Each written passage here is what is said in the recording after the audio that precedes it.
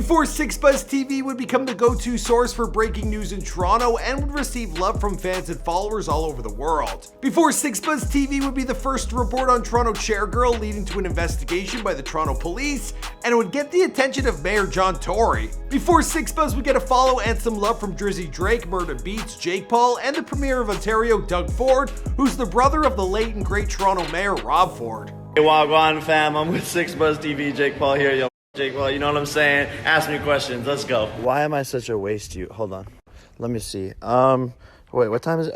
Wait. Yo, they want to know why I'm a waste to you. Does anyone know? Not since CP24 has there been a one-stop shop quite like 6buzz TV. I mean, the page has got it all. They cover sports. For me to tell you about myself, I just can't give you a whole spiel. I don't even know where you're sitting at.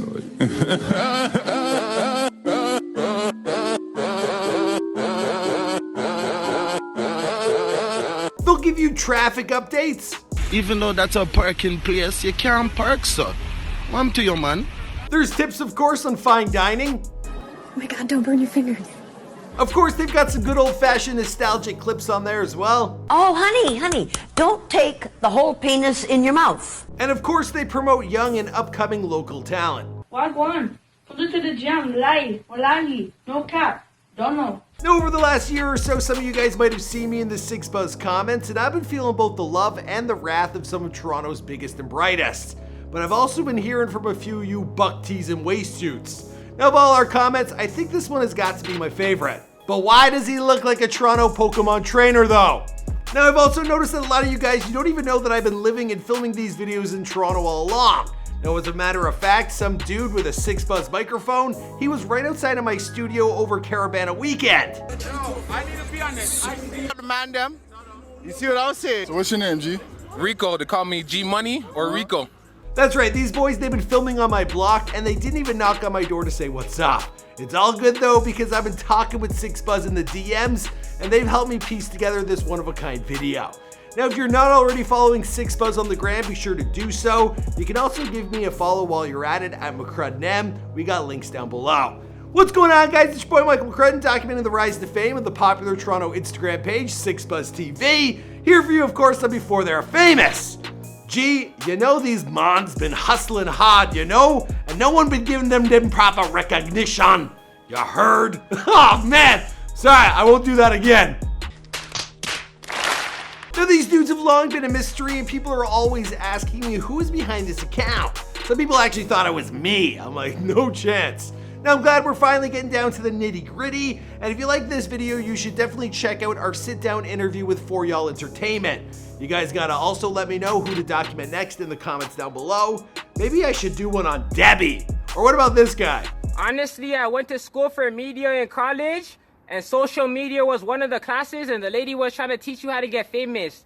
She even brought a famous person to the class, fam. But all I can remember is to post 4 times a day so people know you're still there, fam. Let me know if that's something you want to see. Alright, fam, let's get into this video. Fam, I can say. No! Ah!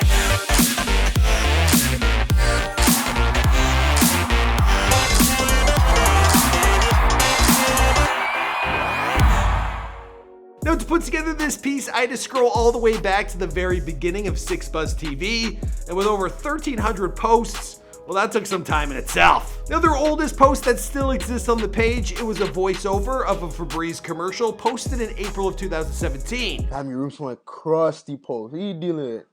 It's a soft thing. Now, their second post was with my boy Marlon Palmer, and he was doing like a Toronto Mon skit. Yo, what time is your parent-teacher interview thing? Man, might have to flop on that still. But of course, the page and its owner have a story that goes way back further than this. Now, the owner of the page, it appears he likes to keep himself under the radar, so I ain't gonna dox this Mons. But I do know he was born in Toronto, and we ain't talking about Mississauga or Brampton isn't even, that's its own place. The man was born in Toronto. Toronto? I'm from Brampton. You're from... This interview is over. Growing up, he was big into basketball. Now, of course, as we know, the 6buzz team, it's evolved into a diverse group of content creators, and they're working on all sorts of stuff, socials, websites, a YouTube channel, and more. Now, speaking on high school, well, he told me, high school was a good experience for us, but everyone's experience will be completely different from the other. High school will shape you to make you who you are in the future, but kids don't take it seriously enough. I guess they're kind of like talking about this guy. Yo, the reason I have to do something with my life, fam, is because before my grandfather passed away, he owned a trucking business where you would dump dirt at sites and you would get $80 a dump. And my dad used to work for my grandfather and he owned his own truck. He also noted that there are some flaws in the education system.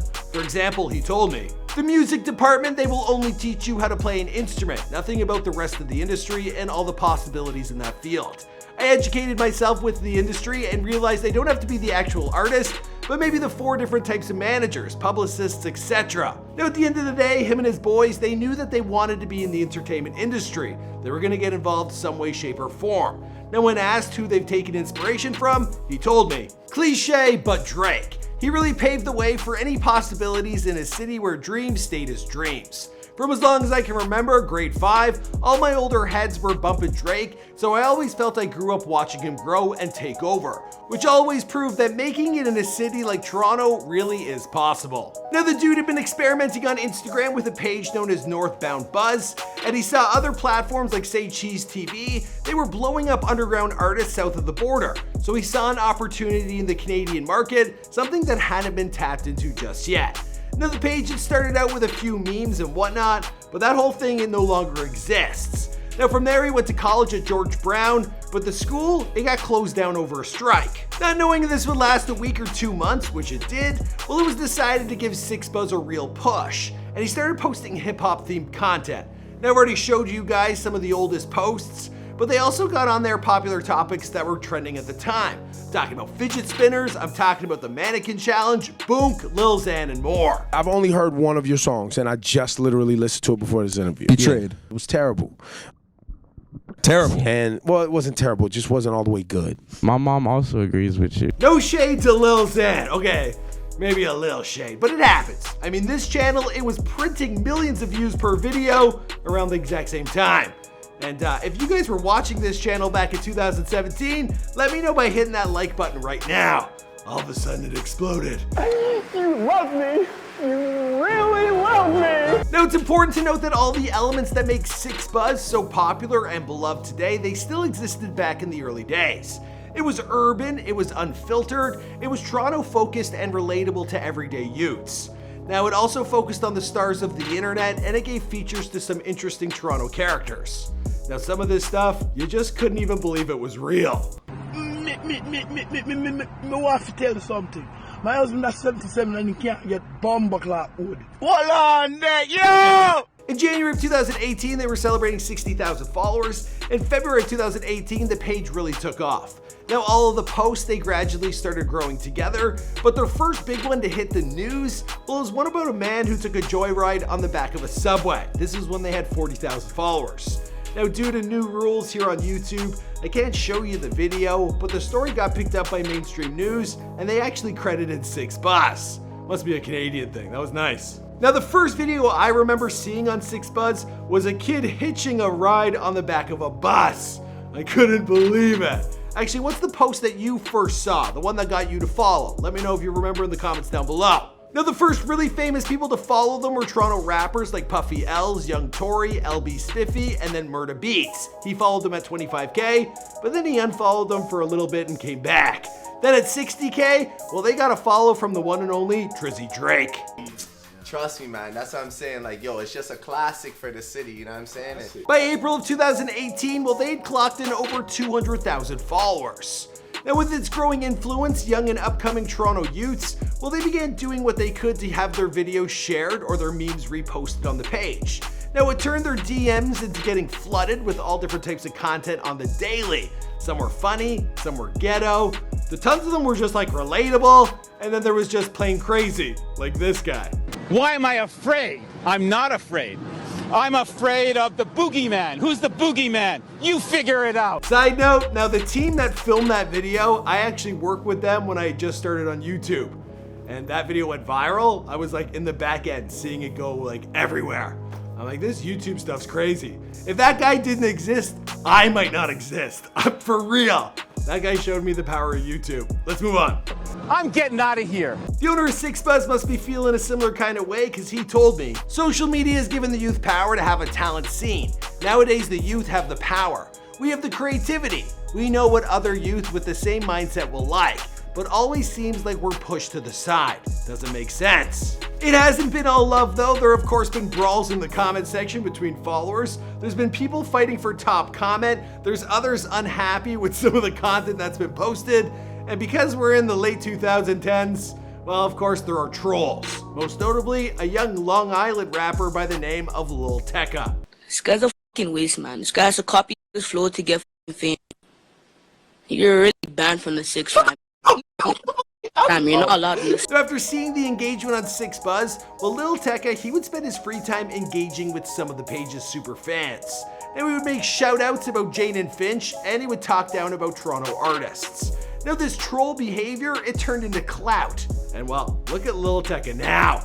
I mean, I've even done the rich life on him. The kid made it. Women show their tits, have short skirts, and then they feel violated when I look at them. Why? Because I have sunglasses on and I'm weird. At the time of this recording, the 6buzz TV buzz, well, it continues to grow. The guys have they've released merch. They've been showing up at press junkets like the Junos. They've done tons of charity work like food drives and cleanup events. And they're also growing on YouTube. They're launching a website, and they found themselves, of course, on Before They Were Famous. As for the rest of the story, well, I guess you can find it over on their Instagram because this is Before They Were Famous. My name's Michael Crudden, and I am from Toronto. If you didn't know that, well, now you do. You also know where my studio is, so don't come by. Unless you're 6buzz and you're gonna give me some clout. Okay, I think that's everything. I'll see you guys in another video.